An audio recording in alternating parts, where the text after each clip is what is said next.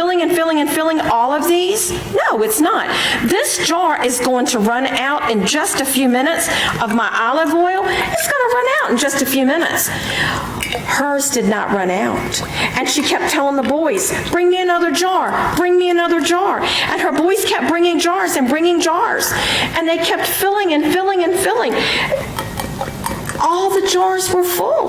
Then she says to her boy, she says in verse 6, bring me another vessel, in verse 6. And he said to her, the vessel is, there's no more. There are no more bottles, no more jars. And then the oil stayed.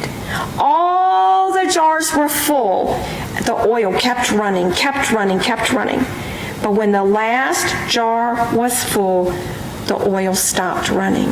It stayed. There was no more. But now they've got all these jars full with oil, full to the top. We don't know how many jars those boys brought to her, but it was a lot of jars. And so she went to Elisha now and she says, what do we do? And he says, go, sell this oil that you have, pay your debt. What has God done here? God has done something to help them through her prayer. Now I want to talk to you about something. I want to ask you a question. Those boys went around, they got jars from everywhere. What kind of jars did they bring to that mama? What kind of jars?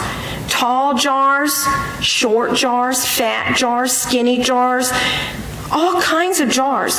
But all of the jars had one thing in common. Did it go off, Josh?